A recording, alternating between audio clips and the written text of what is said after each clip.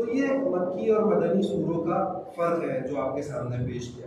یہ سورہ بھی یا ایھا الذین، یہ آیت بھی یا ایھا الذین آمنوا، اے ایمان والو، ایمان والوں سے خطاب ہے.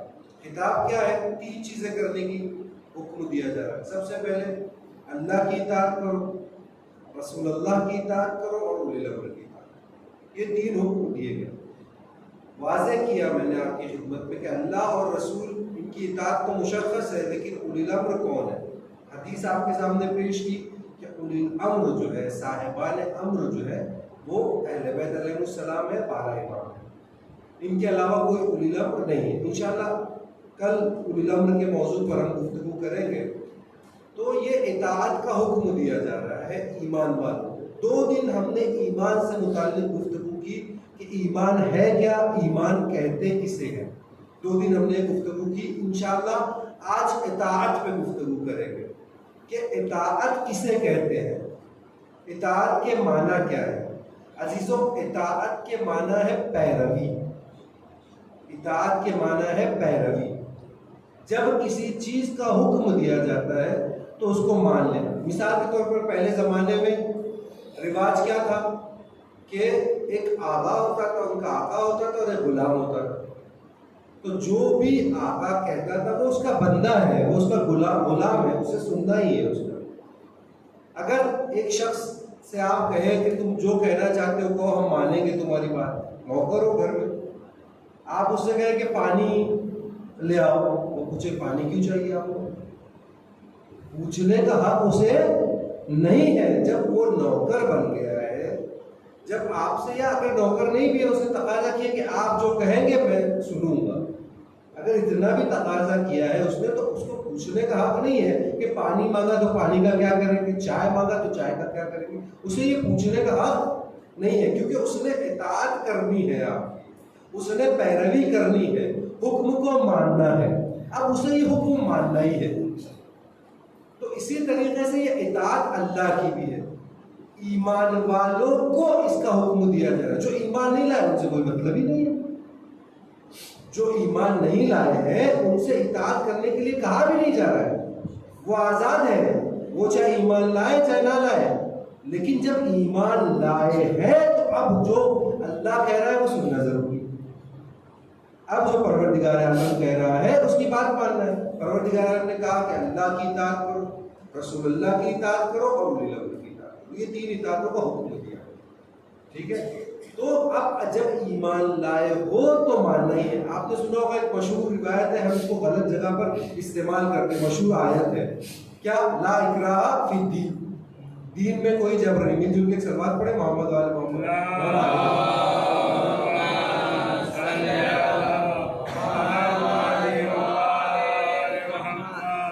کہ دین میں کوئی جبر نہیں ہے. آپ نے سنا ہوگا کہ دین میں کوئی جبر نہیں ہے. دین میں جبر کب نہیں ہے؟ جب آپ کو دین کو ایکسپٹ کرنے میں، دین کو قبول کرنے میں کوئی جبر نہیں ہے. لیکن جب آپ نے دین کو قبول کر لیا ہے، وہی آقا اور مولا کی بات، جو مولا اور اس کا غلام، جب آپ نے دین کو مان لیا، دین کو قبول کر لیا، تو اب اکراہ فی الدین نہیں ہے، اب جبر ہے. اب آپ کی اطاعت کرنی ہے، آپ کو پوچھنے کی اجازت نہیں ہے کہ ایسا کیوں ہوا. آج اگر کوئی ریزن بھی بتایا جاتا ہے کہ نماز ہے، نماز پڑھیے تو اس کا یہ فائدہ، اس کی جگہ ورزش بھی ہو جائے گی مثال کے طور پہ، تو یہ ایک ریزن ہے. وہ جو جتنی بھی علتیں ہیں اس میں یہ ایک ریزن آج انسانیت کے سمجھ میں آ رہا ہے، علماء کے سمجھ میں آ رہا ہے، یا کوئی روایت میں ذکر ہوا ہے جو آپ کے سامنے پیش کیا جا رہا ہے. لیکن پروردگار عالم جس نے ہمیں خلق کیا ہے، جس نے ہمیں بنایا ہے، جس نے ہمارے احساسات کو بنایا، جس نے ہمارے نفسیات کو بنایا، اس نے ایک چیز میں اتنے ریزن رکھے ہیں کہ انسانی فکر وہاں تک پہنچ ہی نہیں سکتی. تو آپ ہر چیز میں اب چو چرا کی گنجائش نہیں، لا اکراہ فی الدین، دین ماننا ہے مانے نہیں. جب تک دین کو قبول نہیں کیا، آپ بھی کہیے کہ مجھے دین قبول نہیں ہے، میرے والد صاحب تھے وہ کرتے تھے، مجھ سے کیا مطلب ہے، میرا دین سے کوئی رابطہ نہیں، بات ختم ہو گئی. لیکن جب اگر آپ کہہ رہے ہیں کہ میں صاحب ایمان ہوں، کلمہ پڑھتا ہوں، اللہ کو ایک مانتا ہوں، اس کے رسول کو مانتا ہوں، اس کے بعد 12 امام کو جب آپ نے کہہ دیا تو اب آپ دین کے دائرے میں آ گئے ہیں. اب آپ کو وہی کرنا ہے جو اللہ کہہ رہا ہے. اس سے پہلے آپ کو اجازت ہے, اس کے بعد آپ کو اجازت نہیں ہے. تو یہاں اطاعت کا حکم جو ہے وہ کسے دیا جا رہا ہے؟ ایمان والوں کو, کہ اطاعت کرو. یہ تین لوگوں کی اطاعت کا حکم دیا جا رہا ہے. دیکھیے عزیزو, اطاعت اور طاعت دو لفظیں ہیں. اطاعت الگ ہے, طاعت الگ ہے. اطاعت میں نے واضح کیا آپ کے سامنے, اطاعت یعنی پیروی کرنا, اطاعت یعنی حکم کو بجا لانا, حکم کو ماننا. پروردگار نے کہا اقیموا الصلاۃ, نماز پڑھو, نماز پڑھو. آتوا الزکوٰۃ, زکات دو, زکات دے. جو بھی حکم آیا آپ کو ماننا ہے. لیکن طاعت کیا ہے؟ طاعت کے معنی ہوتے ہیں بندگی. یہ طاعت جو ہے صرف پروردگار عالم کی جاتی ہے. صرف اور صرف اللہ کی ذات ہے جس کی بندگی کرنا ہے. لیکن اطاعت جو ہے وہ پروردگار عالم حکم دے رہا ہے کہ میری بھی اطاعت کرو, رسول اللہ کی بھی اطاعت کرو, اور اولی الامر کی بھی اطاعت کرو. یہ خود پروردگار عالم نے کہا. تو طاعت جو ہے وہ صرف اللہ کی طاعت, بندگی. طاعت یعنی بندگی. جیسے پروردگار عالم نے کہا بسم اللہ الرحمن الرحیم, وما خلقت الجن والانس الا لیعبدون. ہم نے خلق ہی نہیں کیا جن و انسان کو مگر عبادت کے لیے. یہ جو عبادت ہے یہ طاعت کا مفہوم ہے. طاعت اور عبادت دونوں ایک ہی چیز. عبادت صرف اللہ کی ہوتی ہے, کسی بندے کی نہیں ہوتی. چاہے اہل بیت وہ اللہ کے بندے ہیں, لہذا ان کی طاعت نہیں ہو سکتی, اطاعت ہو سکتی ہے. توجہ فرمائیے گا. تو طاعت صرف اللہ کی ہے, آپ کو بندگی صرف اللہ کی کرنا ہے. ہمارے ہاں جو ہے کچھ مفہوم کسی خاص چیز سے مخصوص ہو گئے, کسی خاص چیز سے مخصوص ہو گئے.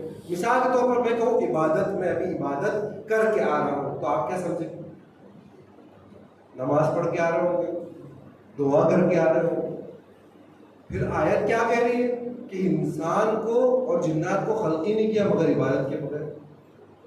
کوئی ہے جو 24 گھنٹہ عبادت کرتا ہے؟ عبادت کو ہم نے مخصوص کر دیا نماز سے, عبادت کو ہم نے مخصوص کر دیا روزے سے. عبادت ہر وہ عمل ہے جو اللہ کی رضایت کے لیے انجام دیا جائے. جو بھی عمل آپ اللہ کی رضایت کے لیے انجام دیتے ہیں, پروردگار عالم کے لیے انجام دیتے ہیں, وہ عبادت. چاہے کہیں بھی دے رہے ہو. مثال کے طور پہ ایک ڈاکٹر ہے, اس کا پیشہ ڈاکٹر ہے. وہ سوچے کہ میں دن بھر تو اتنا کماتا ہوں, آدھا گھنٹہ میرا یہ کام ہے کہ جو شہر کے غریب لوگ ہیں اللہ کے لیے میں ان کا علاج فری میں کروں. یہ آدھا گھنٹہ اس کی بات. اسی طریقے سے کوئی بھی کام آپ لے لیجیے, یعنی انسان عبادت کر سکتا ہے. جیسے کہا گیا کہ شہید کا جو خون ہے وہ گرنے سے پہلے وہ جنت میں چلا جاتا ہے, اس کی اتنی فضیلت ہے شہید کی. یہ کہا گیا نا, آپ سب نے سنا ہے مجلسوں میں. تو یہ شہید کا مرتبہ ہے کس کو دیا گیا؟ جو دین کے لیے جہاد کر رہا ہے, جو دین کے لیے. عزیزو صرف یہی نہیں ہے, علماء کے لیے بھی کہا گیا کہ یہ بھی جو ہے شہید ہوتے.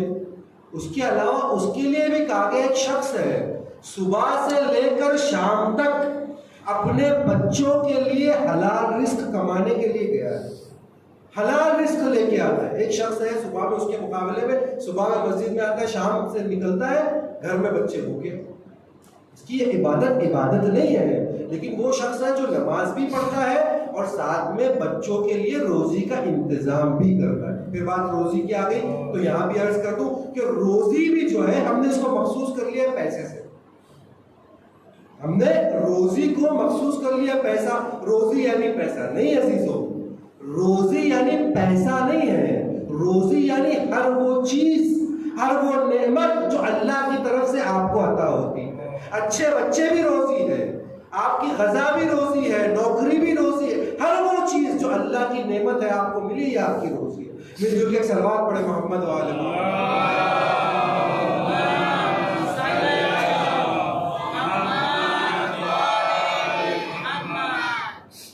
جیسے کہا گیا کہ امام حسین کے لیے آپ خرچ کریے, امام حسین کے لیے آپ خرچ کریے. خرچ کرنے کا مفہوم بھی مخصوص کر دیا گیا پیسے سے. کیا خرچ کرنا ہے؟ پیسے خرچ کرنا ہے. عزیزو پیسے نہیں خرچ کرنا ہے, جو کچھ آپ خرچ کر سکتے ہیں, جو آپ وقت دے رہے ہیں یہ وقت خرچ کرنا ہے. کوئی پیسے نہیں دے سکتا، دوسرا کام کر سکتا ہے. مجلس کا انتظام نہیں کر سکتا، مائک ہی بنا سکتا ہے. کچھ نہیں کر سکتا، استقبال ہی کر سکتا ہے. تو یہ استقبال کے لیے اپنے آپ کو خرچ کر رہا ہے. مثال کے طور پر آپ کئی ایسے لوگوں میں بیٹھے ہیں جہاں اہل بیت کے لیے صحیح الفاظ کہنے کی ضرورت ہے ان کو. وہاں آپ اپنے آپ کو خرچ کریں، وہاں اپنے آپ کو چھپائے نہیں کہ میں اپنے آپ کو چھپا رہا ہوں، نہیں پتہ چل جائے گا میں شیعہ ہوں. نہیں، وہاں اپنے آپ کو آپ خرچ کریں، یعنی آپ اپنی آواز خرچ کر رہے ہیں. خرچ کا مفہوم بھی بہت زیادہ وسیع ہے. صرف پیسہ خرچ کرنا نہیں ہے، وقت خرچ کرنا. ہر چیز، کوئی کچھ نہیں کر سکتا ہے، ویڈیو بنا سکتا ہے، کچھ نہیں کر سکتا ہے، لائٹ لگا سکتا ہے. اپنے آپ کو خرچ کرے. ضروری نہیں ہے، مثلاً ایک الیکٹریشین ہے، مسجد میں کوئی چیز خراب ہوتی ہے، مجلس میں امام باڑے میں کوئی چیز خراب ہوتی ہے، وہ آ کے خود اس کو لگاتا ہے. اس کے پاس پیسے نہیں ہیں لیکن اس نے فری میں آ کے بنا دیا. یہ اس نے اپنے آپ کو خرچ کیا. تو خرچ کرنے کا مفہوم بھی بہت وسیع ہے. اسی طریقے سے روزی کا مفہوم بھی بہت وسیع ہے. میں عرض کر رہا تھا بندگی، بندگی کا مفہوم بھی بہت وسیع ہے.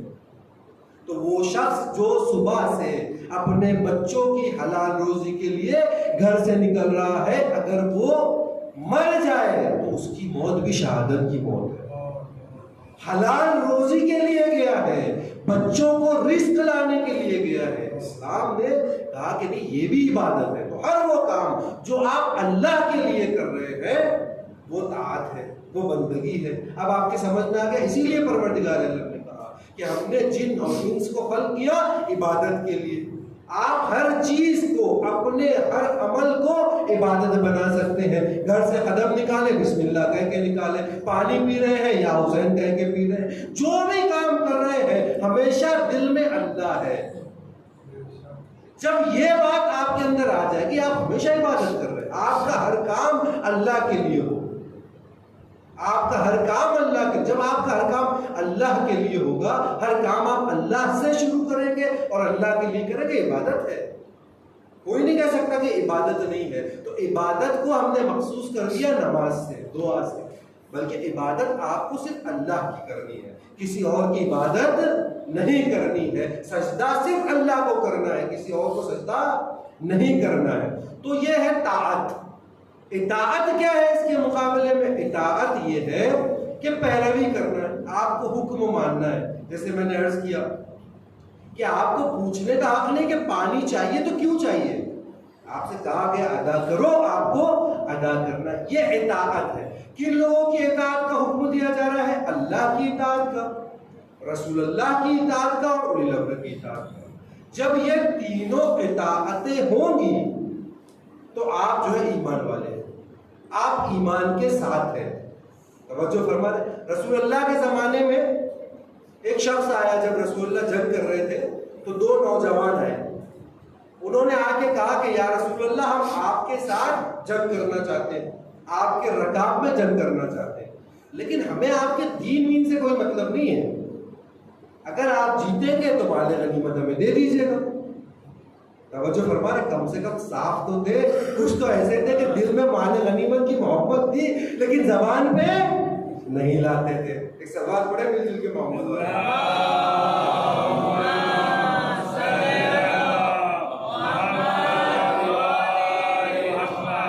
مال غنیمت کے لیے ہی آئے تھے لیکن اعلان نہیں کرتے تھے. جوان صاف گو تھے. کہا ہمیں آپ کے دین سے کوئی مطلب نہیں ہے، آپ کیا کریے، ہمیں مال غنیمت دیتے ہیں. رسول اللہ نے کیا کہا؟ رسول اللہ نے کہا تمہاری مجھے کوئی ضرورت نہیں، تمہاری کوئی ضرورت نہیں، تم واپس چلے. یہ ان کا کام اچھا ہے کہ دشمن کے پاس نہیں گئے، رسول اللہ کے پاس آئے. شاید یہ بھی سمجھاؤ کہ جیتیں گے تو رسول اللہ ہی، لہذا رسول اللہ کے پاس. رسول اللہ نے کیا کہا کہ ہمیں تمہاری کوئی ضرورت نہیں، تم واپس چلے. تو دو جوان تھے، ایک تو واپس چلا گیا، ایک ایمان لے آیا. دو میں سے ایک ایمان لے آیا. تو ان کا کام یہ اچھا تھا. رسول اللہ کے پاس آئے، اطاعت کی، اب دین میں داخل ہو گئے، اب دین کے لیے جنگ کر رہے، دین کے لیے جنگ کر رہے. اسی جنگ میں ایک نوجوان تھا جو پانی بھرنے کے لیے گیا اور وہاں کنویں پہ شہید ہو گیا، مر گیا. کنویں پہ تیر لگا، کیا ہوا نہیں لکھا تاریخ میں. تو جب وہ مر گیا تو لوگوں نے یہ شور کیا کہ بھائی یہ تو جنگ میں مرا ہی نہیں ہے، شہید جب رسول اللہ جنگ سے واپس آئے تو اس کی ماں اور بہن سے سب سے پہلے ملاقات ہوئی. نوجوان تھا, سب سے پہلے ان سے ملاقات ہوئی. آ کے کیا پوچھا؟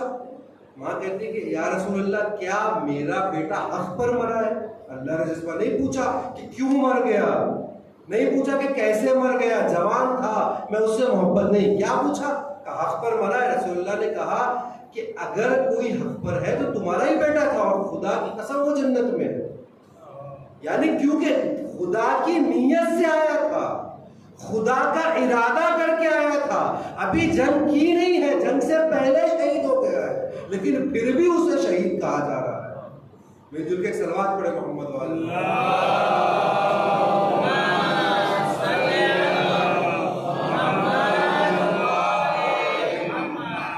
تو یہ ہے اطاعت, کہ جب انسان اطاعت کرتا ہے چو چلا کی گنجائش نہیں ہوتی. جو بھی ہم سے کہا گیا, برائیوں سے رکنے کے لیے کہا گیا, برائیوں سے رکے ہوئے, اچھائیوں کو انجام دینے کے لیے کہا گیا, جن چیزوں کا حکم دیا گیا ہم اس پہ عمل کر رہے ہیں. آج ہمارے معاشرے میں آپ دیکھیں اچھائیاں بہت, نیکیاں بہت کرتے ہیں. ہر جگہ آپ دیکھ لیجئے نیکیاں لوگ بڑھ چڑھ کے انجام دے رہے ہیں, لیکن ذرا برائیوں سے رکنے میں ذرا پیچھے ہیں. ان کو ایسا لگتا ہے کہ نہیں ہم نیکیاں تو کر رہے ہیں لیکن برائیوں سے رکتے نہیں ہیں. تو عزیزوں, برائیوں سے رکنا بہت ضروری ہے. اس لیے کہ چھٹے امام کے زمانے میں ایک شخص آیا اور اس نے کہا کہ مولا آپ نے ایک حدیث ارشاد فرمائی تھی کہ اگر فلاں دعا پڑھو گے تو تمہاری جنت میں باغات ہوں گے, گھر ہوں گے, بہت بڑی سب کچھ ہوگا تمہارا وہاں. تو میں تو کئی سال سے اس دعا کو پڑھ رہا ہوں, اب تو میری بڑی پراپرٹی ہوگی جنت میں, میری جنت میں بڑی پراپرٹی ہوگی, کئی ایکڑ زمین ہوگی. تو امام نے اسے ایک مثال دی. امام نے فرمایا کہ دیکھو اگر کوئی ایک شخص ہے جو بیج بوتا ہے اور کھیت لہلہانے لگتا ہے, بڑی محنت کی اس نے, جب اس کا کھیت لگ گیا اس کے اندر وہ ایک ماچس کی تیلی ڈال دے, نتیجہ کیا ہوگا کہ مولا پورا کھیت جل کر خاکستر ہو جائے, پورا کھیت جل کر خاکستر ہو جائے.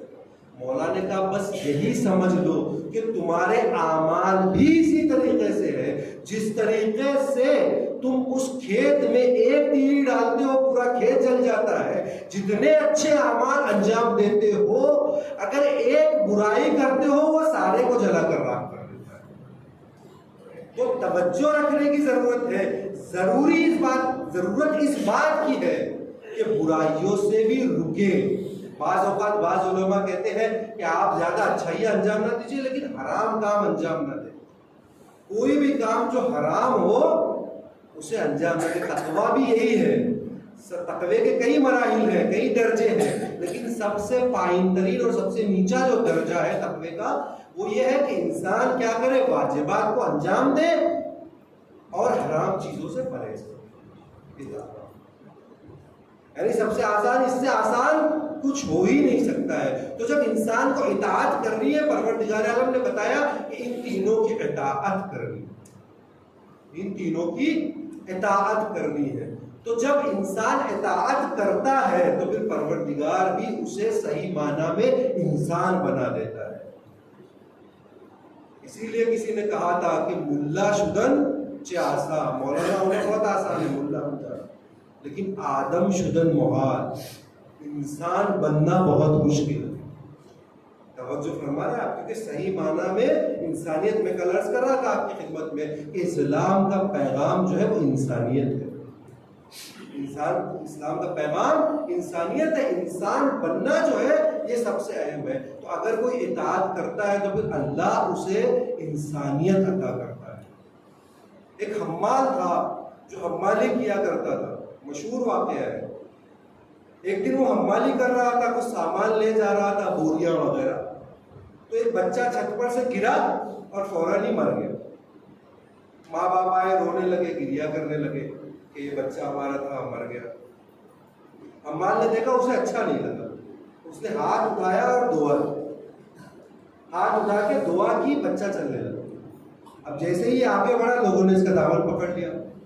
تم نے کیا کیا؟ کہا میں نے کچھ نہیں کیا، آج تک جو پروردگار عالم نے کہا تھا میں نے سنا، آج پہلی بار میں نے ایک بات کہی ہے پروردگار عالم سے. مل جل کے صلوات پڑھے محمد.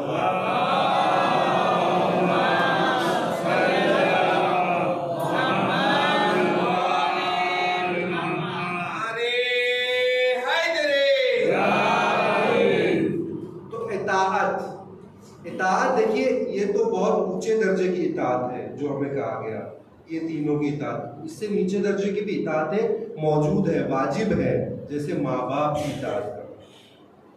ماں باپ کی اطاعت بھی واجب ہے. اللہ نے ماں باپ کا اتنا اونچا درجہ رکھا ہے کہ ان کی اطاعت ہر بچے پر فرض کر دی کہ ماں باپ کی اطاعت کرے، کیونکہ ماں باپ کی اطاعت انسان کو بلندیوں پر لے جاتی ہے. آپ دیکھیں اپنے اطراف میں بہت سارے مثلا اسلام کو نہیں مانتے، کافر ہیں، لیکن وہ آگے ہیں. اگر آپ ان سے جا کے وجوہات پوچھیں گے تو شاید ایک وجہ یہ نکل آئے کہ ماں باپ کی اطاعت کرتے ہیں. ماں باپ کی اطاعت کیوں؟ اس لیے کہ دیکھیے کافر جو ہے وہ تو کافر ہے، وہ جب خدا کو مانتا ہی نہیں ہے، جب خدا کو نہیں مانتا تو جنت کو بھی نہیں مانتا. تو جب وہ جنت کو مانتا ہی نہیں ہے تو جنت میں کیسے جائے گا؟ جب وہ جنت کو مانتا ہی نہیں ہے تو وہ جنت میں کیسے جائے گا؟ لہٰذا اس کا اجر اسے یہیں دے دیا جاتا ہے.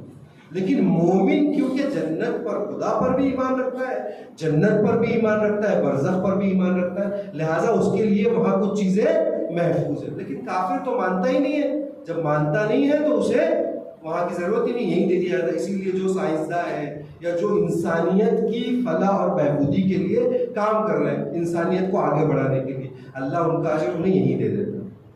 اسی لیے آپ نے دیکھا ہوگا کہ کچھ کافر ہیں لیکن بہت آگے، مسلمانوں سے بھی زیادہ آگے. اس کی وجہ یہی ہے.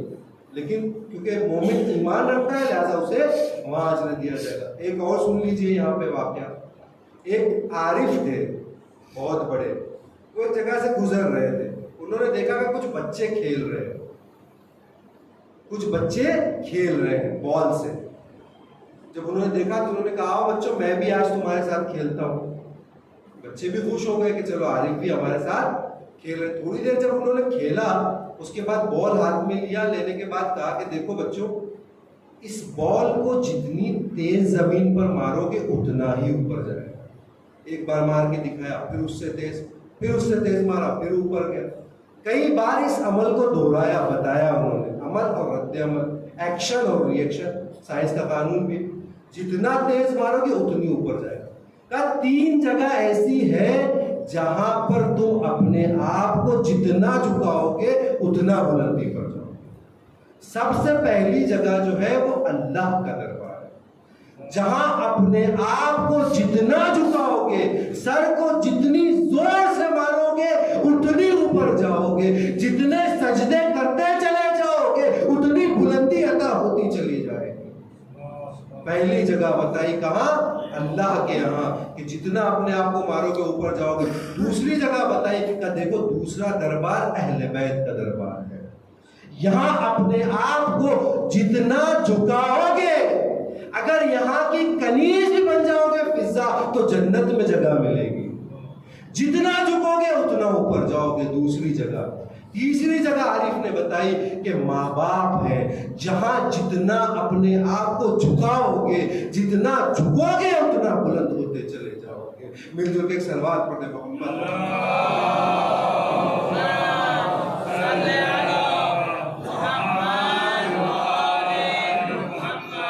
تو یہ اطاعت جو ہے والدین کی بھی اطاعت ہے، اور اس سے بڑھ کے یہ اطاعت ہے اولی الامر کی اطاعت.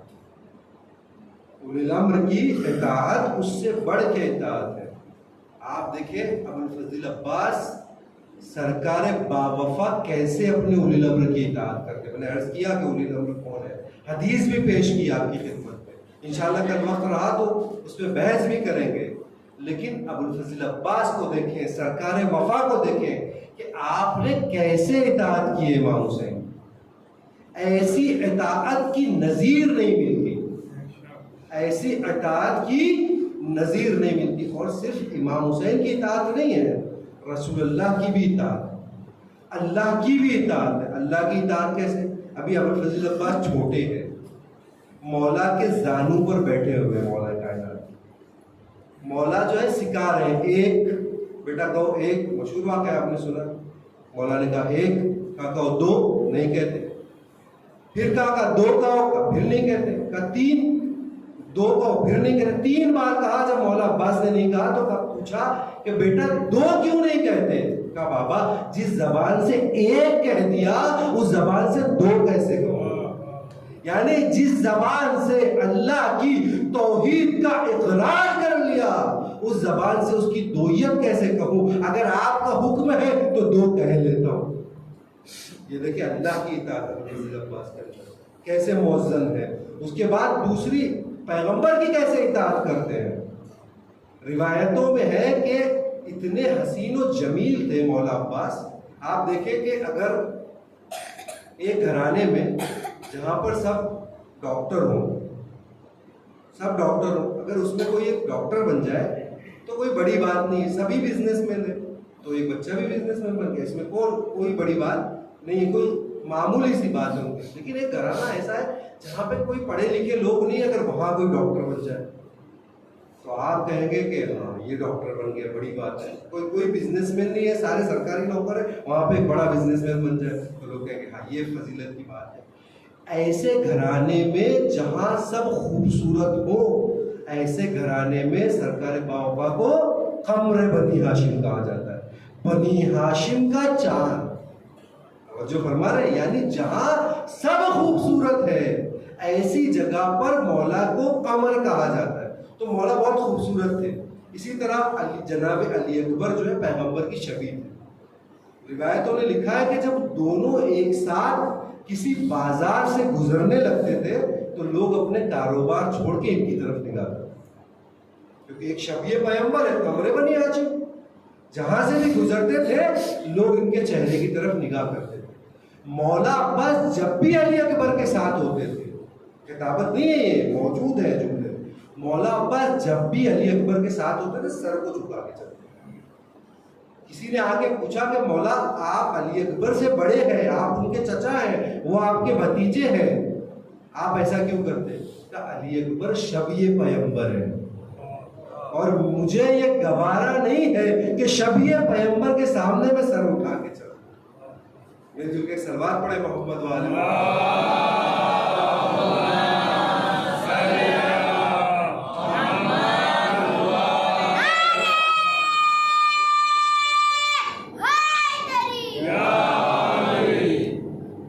دیکھ رہے ہیں آپ, یہ اطاعت اللہ کی اطاعت, اس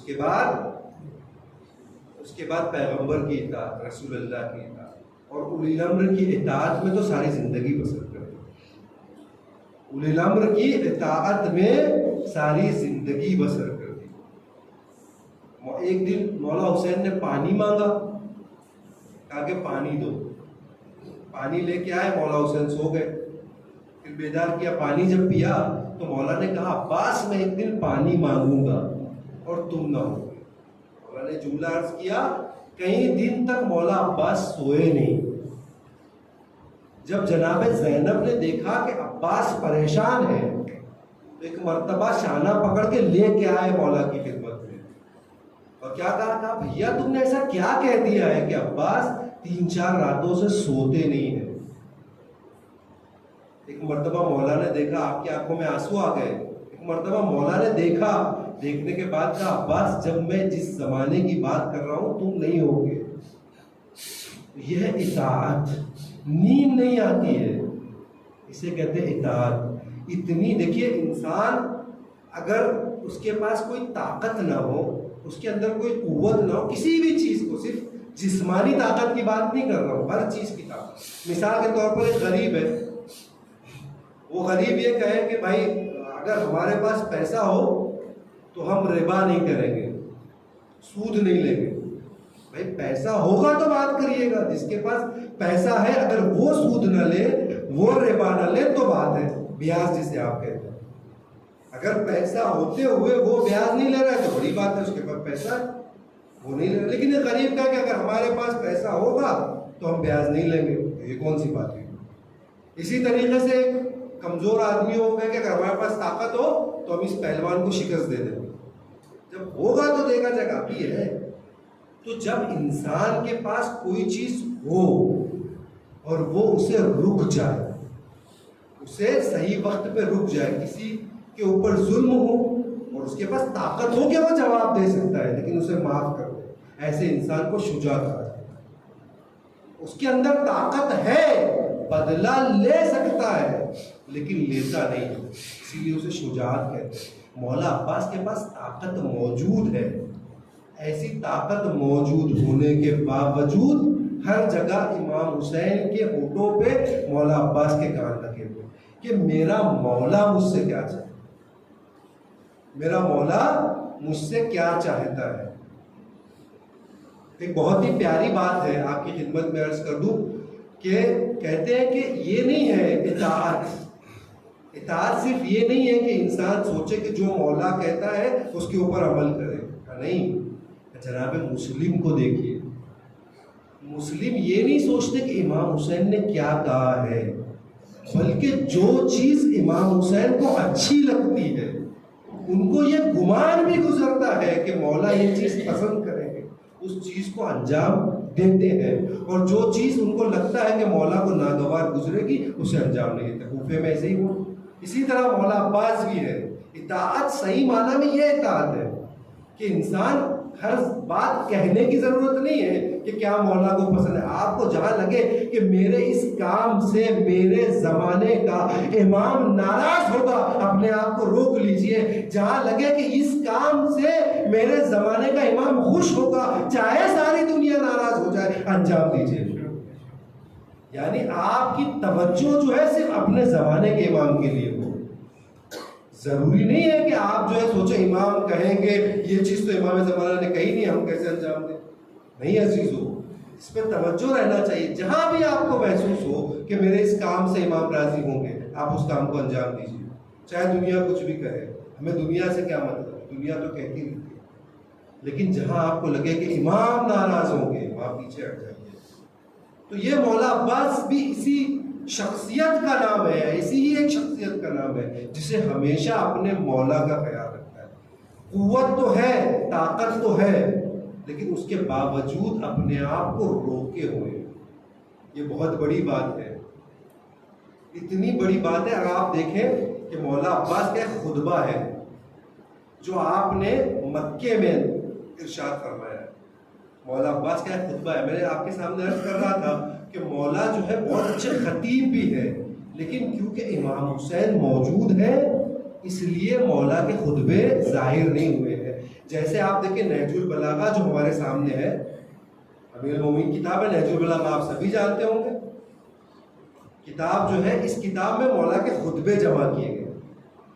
یہ خطبے وہ 4 سالہ دور حکومت جسے ہم ظاہری دور حکومت کہتے ہیں اس کے ہیں، جب تک رسول اللہ باحیات رہے، جب تک رسول اللہ باحیات رہے مولا کا کوئی خطبہ آپ کو نہیں ملے گا جس میں مولا نے ایسے ارشاد کیا۔ یہ سارے خطبے ان 4 سالوں میں ہیں، یعنی احترام ہے رسول اللہ کا۔ رسول اللہ کے ہوتے ہوئے کچھ کہتے نہیں ہیں۔ مولا نے کئی مرتبہ سلونی سلونی قبل تفتنونی کہا ہے، کئی مرتبہ کہا مولا نے، لیکن آپ تاریخ اٹھا کے دیکھ لیں، جب رسول اللہ نے کبھی نہیں کہا۔ جب بھی کہا رسول اللہ کے بعد کہا سلونی، دعویٰ ہمیشہ رسول اللہ کا۔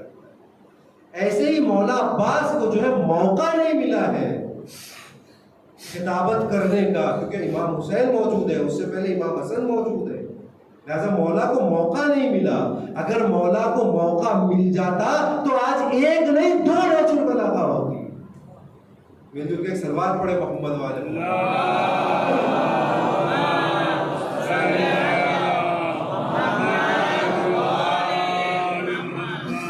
تو ایسا مولا کا خطبہ ہے، ایک خطبہ ہے جسے مولا نے خانہ کعبہ کی چھت پہ جا کر ارشاد کیا۔ خود امام حسین نے کہا، بہت مشہور خطبہ ہے، کبھی انشاءاللہ وقت رہا تو آپ کی خدمت میں عرض کروں گا۔ بہت مشہور خطبہ ہے مولا کا۔ جب دیکھا کہ اب یہاں سے نکلنا ہی ہے، امام حسین نے دیکھا تو مولا عباس سے کہا کہ جاؤ تم خطبہ۔ تو جب مولا عباس گئے ہیں چھت پہ تو الحمدللہ الذی شرف ھذا البیت، گھر کی طرف اشارہ کیا کہ اس بیت کو شرف بخشا لقدوم ابی ہے. اس کے امام حسین کی طرف اشارہ کرتے، چھت پہ ہے مولا عباس، ایک بار خانہ کعبہ کی طرف اشارہ کرتے، ایک بار امام کی طرف اشارہ کرتے. ان کے باپ سے مولا علی مولا عباس کے بھی باپ ہیں، لیکن امام کی فضیلت کو بتا رہے ہیں، اشارہ کرتے کہ ان کے باپ کے وجود سے اس بیت کو شرف بخشا. توجہ فرما رہے ہیں آپ. ہمارے یہاں ذاکرین ایک بہت مشہور جملہ پڑھتے ہیں کہ علی جو ہے وہ خانہ کعبہ میں آئے ہیں تو یہ فضیلت علی کی نہیں ہے. آپ نے سنا ہوگا، مشہور جملہ ہے، بلکہ یہ فضیلت خانہ کعبہ کی ہے، اس لیے کہ علی جہاں دنیا میں آ جائے وہی خانہ کعبہ بن جائے. توجہ فرما رہے ہیں آپ. یہ چیز میں سوچتا تھا کہ سب سے پہلے اس کو کس نے بیان کیا، لیکن جب اس خطبے کو پڑھا تو سب سے پہلے اس فضیلت کو مولا عباس نے بیان کیا. وہ بھی کہاں؟ خانہ کعبہ کی چھت پر. کہہ رہے ہیں کہ اللہ نے شرف بخشا اس بیت کو، حاضر بیت، اس بیت کو کس سے؟ لقدوم ابی ہے، ان کے باپ سے، یعنی امام حسین کے باپ کے وجود سے اس بیت کو شرف بخشا. مولا عباس ایسے فضیلت دیکھیے کتنی، یعنی اطاعت مجسمہ اطاعت ہے ابوالفضل عباس. یعنی اتنی اطاعت اس مرحلے میں ہے کہ ان کے بھی بابا ہیں، لیکن اس کے باوجود کیا کر رہے ہیں؟ امام حسین کی طرف اشارہ کر کے کہہ رہے ہیں کہ ان کے باپ کی وجہ سے. یعنی مولا کو ہمیشہ آگے رکھنا چاہتے ہیں، مولا کے نقش قدم پہ چلنا چاہتے ہیں، مولا کے ہر بات کو ماننا چاہتے ہیں. یہ ابوالفضل عباس کی منزل ہے. اسی لیے جب انسان اس قدر اپنے مولا کے الفاظ پر توجہ دیتا ہے تو پھر اس کے لیے امام معصوم آ کر زیارت نامہ لکھتا ہے. ہمارے پاس جتنے بھی زیارت نامے ہیں، بہت کم ایسے زیارت نامے جو معصور ہیں. معصور کا مطلب یہ ہوتا ہے جسے معصوم نے لکھا ہے. اس میں سے ایک مولا عباس کا زیارت نامہ ہے جسے خود چوتھے امام نے تعلیم فرمایا ہے. جو زیارت نامہ ہمارے پاس ہے جو آپ پڑھتے ہیں، السلام علیکم، السلام علیکم عبد الصالح مطیع للہ، اس میں آپ کیا پڑھتے ہیں؟ عبد صالح بھی کہا ہے، مطیع للہ بھی کہا. مطیع یعنی اطاعت کرنے والا، جسے خود چوتھے امام مطیع کہہ رہے ہوں، جسے یہ ایسی اطاعت کی ہے کہ جسے خود چوتھے امام نے مطیع کہا. اور فرما رہے ہیں آپ. یعنی ایک ہے کہ ایک انسان، آپ انسان کسی کو مطیع کہہ رہا ہے کہ بڑا مطیع اور فرما بردار ہے، ایک یہ کہ امام معصوم کسی کو مطیع کہہ رہا ہے تو واقعی مطیع ہے. اسی لیے جب پانی لانے کے لیے کہا گیا ابوالفضل عباس کو تو جنگ کرنے کے لیے نہیں بھیجا، اجازت نہیں ملی. قدرت رکھتے تھے، جنگ کر سکتے تھے، دکھا چکے ہیں مولا عباس اپنے جلوے. جب صفین میں پہنچے ہیں تو مولا نے اجازت لے لی، مالک اسدر کی سفارش کروا کر اجازت لے لی، چہرے پر نقاب لگا کر پہنچے صفین میں. جنگ کرنا شروع کی. جب جنگ کرنا شروع کی تو ایسے وار کرتے تھے کہ جب دشمنوں نے دیکھا تو کہا کہ یہ تو علی ہے، یہ ایسا وار کرتا ہے جیسے علی وار کرتے ہیں.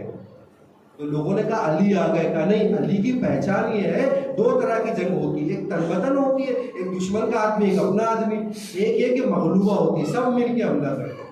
کہا علی کے اوپر اگر سب مل کے حملہ کرتے ہیں تو علی پیچھے نہیں ہٹتے ہیں. کہا سب مل کے حملہ کر کے دیکھو. جب سب مل کے حملہ کرنے لگے تو مولا عباس پیچھے نہیں ہٹے. تاریخ نے لکھا کہ موت کی چکی چلنے لگی، سر اڑتے نظر آنے لگے، ہر جگہ سے علی علی کی صدا بلند ہونے لگی. مولا کائنات آئے، نقاب ہٹایا، کہا میں علی ہوں، یہ ابن علی ہے. مل مل کے سلوات پڑھتے محمد.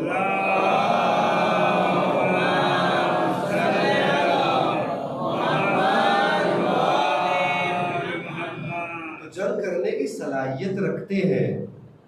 پانی لانے جب گئے ہیں تو کہا ہے کہ 4000 لوگوں کا پیرا تھا. 4000 معمولی نہیں ہے. لیکن جب مولا گئے ہیں تو 4000 لوگوں نے گھاٹ چھوڑ دیا، کنارے سے ہٹ گئے. یعنی شجاعت ہے، طاقت ہے، سب کچھ ہے، لیکن مطیع ہے. مولا نے کہا پانی لے آؤ. بس پانی لانے گئے، پانی چیلوں میں لیا، پانی کے منہ میں پانی لیا اور پانی کے منہ پہ مار دیا. کیوں؟ شاید کہ امام حسین کی پیاس یاد آ گئی کہ میرا مولا پیاسا ہے. شاید سکینہ کی پیاس یاد آ گئی, سکینہ پیاس. عزیزو یہ وہ ایام ہے کہ جب قافلہ کوفے سے شام کی طرف جا رہا ہے, کوفے سے شام کی طرف جا. ہر رات میں ایک نئی جگہ قافلہ رکتا ہے, ہر رات ایک نئی جگہ قافلہ.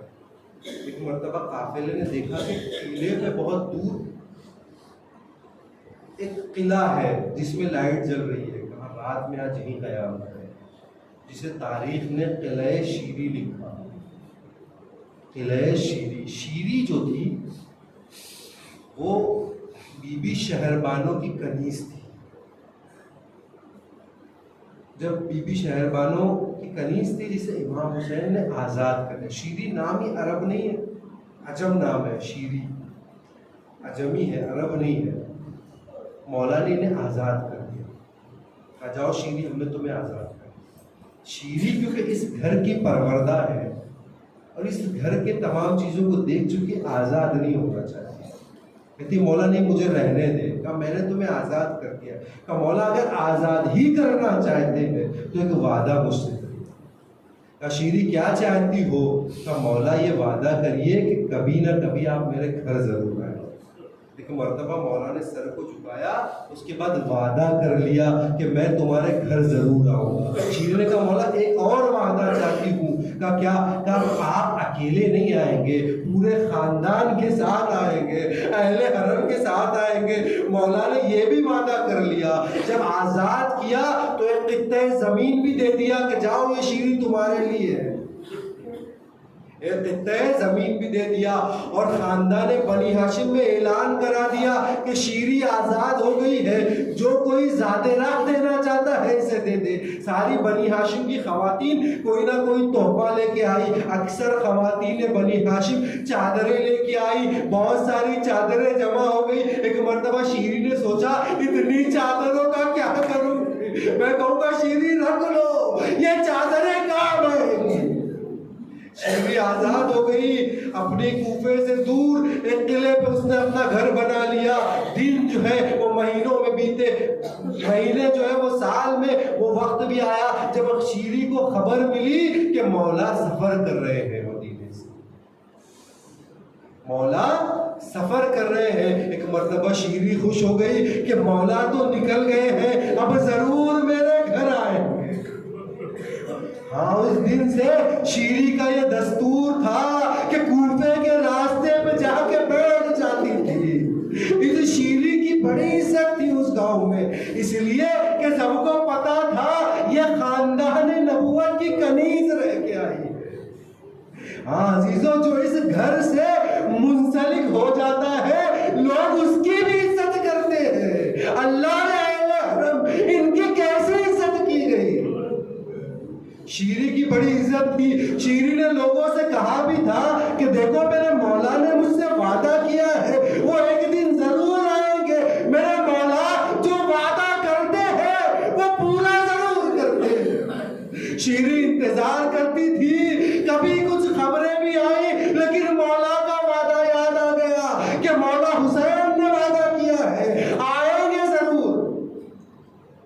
انتظار کرتی تھی, روزانہ بیٹھی رہتی تھی. ایک دن رات کا وقت تھا, کیا دیکھا کوئی دستک دے رہا ہے. شیری نے کنیز کو بھیجا کہ جا کے دیکھو کون ہے. آ کے بتایا ایک قافلہ ہے, ایک خارجی نے حکومت کے خلاف خروج کیا تھا, اس کے اسیروں کو لایا گیا ہے, رات اس قلعہ شیری میں گزارنا چاہتے ہیں. ایک مرتبہ شیری خود آئی. اب کیا منظر دیکھا, کیا منظر دیکھا, ننھے ننھے بچے ہیں جو اسیر بنے ہوئے ہیں. ایک کونے میں ایک بیمار ہے جو اوپر سے نیچے تک زنجیروں میں جکڑا ہوا ہے. ایک مرتبہ نگاہیں بلند کی, کیا دیکھا, کچاووں پہ کچھ بیویاں بیٹھی ہیں جن کے سر پر چادریں بھی نہیں ہیں لیکن پھر بھی پردہ کیا ہوا ہے. ایک مرتبہ شیری کہتی ہے کسی عظیم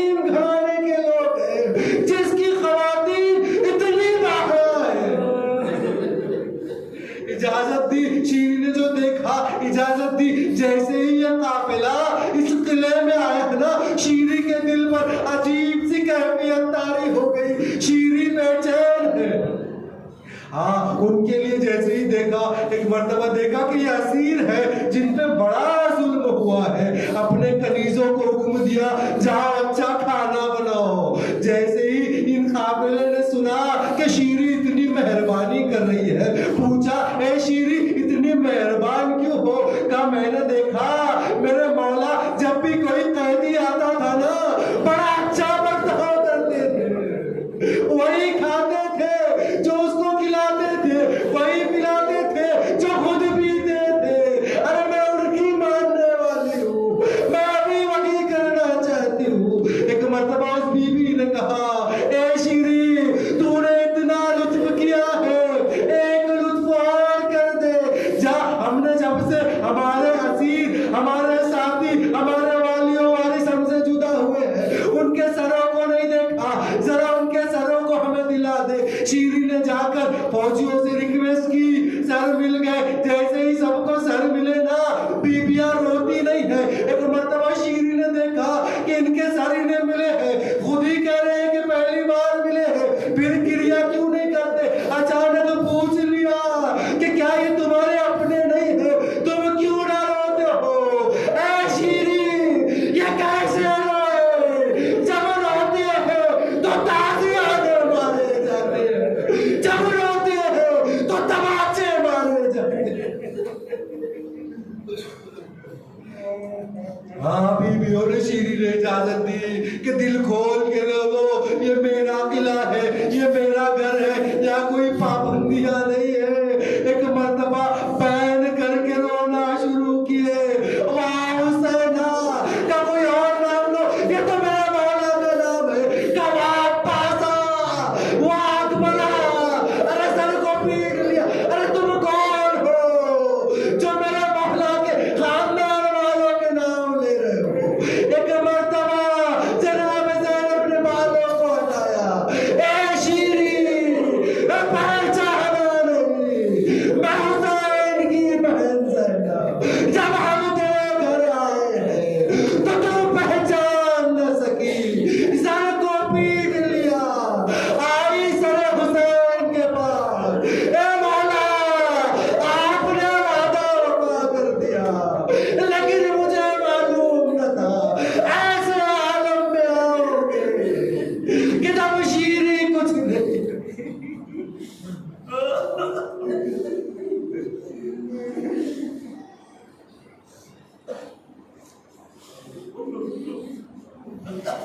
سيعلم الذين ظلموا أيهم الذين ينقلبون.